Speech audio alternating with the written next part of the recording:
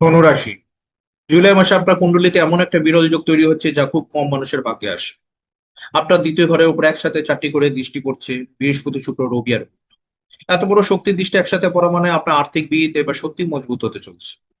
আর শুধু টাকা নয়, ধনুরাশি আপনার দশম ঘর মানে কর্মের ঘর পুরোপুরি অ্যাক্টিভ হয়ে উঠছে। নতুন চাকরি, প্রমোশন, কাজে বড় বড় সাফল্য এই মাসে এইসব দরজা করা নাড়তে পারে।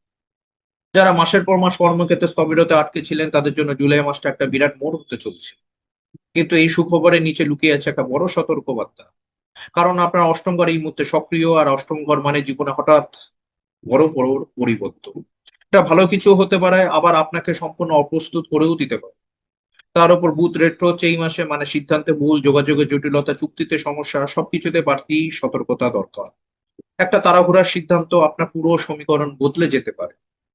আর 27শে জুলাই তারিখটা এখনই মনে রাখুন, কারণ এদিন শনি বক্রি হচ্ছে। আর আপনার পুরোনো কার্মিক হিসাব নিকাশ আবার ফিরে আসছে দরজায়। অতীতে অসমাপ্ত কাজ, ফেলে রাখা সিদ্ধান্ত, ভুলে যাওয়ার সুযোগ সব একে একে সামনে এসে দাঁড়াবে। এটা শেষ ডাক, শেষ সুযোগ। প্রশ্ন একটাই, আপনি কি প্রস্তুত? একদিকে অর্থ আর কর্মের বিরাট সাফল্য যোগ, অন্যদিকে অষ্টম ঘরের পরিবর্তন আর বুধের পরীক্ষা। ধনুরাশি জুলাই মাসে ঠিক কবে কি ঘটবে, কিভাবে সামলাবেন এই ঝড়, সব বিস্তারিত জানতে ভিডিওটা শেষ পর্যন্ত দেখুন। নমস্কার, আমি সৌভিক।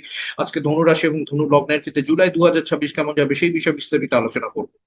আমি এই ভিডিওতে আপনার কর্মজীবন, আপনার অর্থনৈতিক ক্ষেত্রে, আপনার পারিবারিক জীবন, আপনার প্রেম বিবাহিত জীবন, আপনার সন্তান, বাবা, স্বাস্থ্য, শিক্ষা সমস্ত বিষয় নিয়ে ফোকাস করব।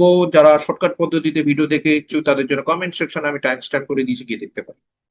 চলুন তাহলে আজকে আলোচনা শুরু করি। জুলাই 2026 আপনার কর্মের লাইফ কেমন? যারা আমার রেগুলার ভিউয়ার্স তারা জানেন আমি একটু বিশ্লেষণ করে বলি।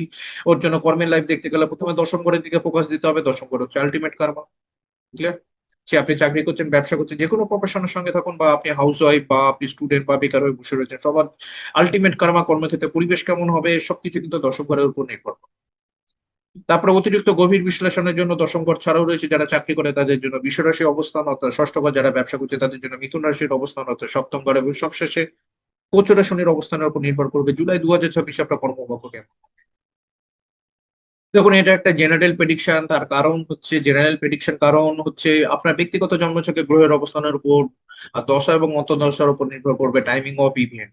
তার কারণ বৃহস্পতি, শনি এবং রাহু কেতুর মতো ধীরগতি সম্পন্ন গ্রহরা, আরো যে পাঁচটি দ্রুতগতি সম্পন্ন গ্রহরা যখন আপনার ব্যক্তিগত জন্মছকে যে গ্রহগুলোকে অ্যাক্টিভ করবে সেই অনুযায়ী ডেইলি ইভেন্ট, মান্থলি ইভেন্ট এবং ইয়ারলি ইভেন্ট হয়। সুতরাং এটা কিন্তু একটা জেনারেল প্রেডিকশন। চলুন আলোচনা ফেলি। জুলাই 2026 আপনার কর্মজীবন কেমন হবে। আপনার দশম ঘর, কন্যা রাশির দিকে ফোকাস দিয়ে, দশম ঘরে কিন্তু শনির একটা দৃষ্টি রয়েছে। আপনার সময় জানেন বৃহস্পতি শনি যখন যেভাবে অবস্থান করে এবং যে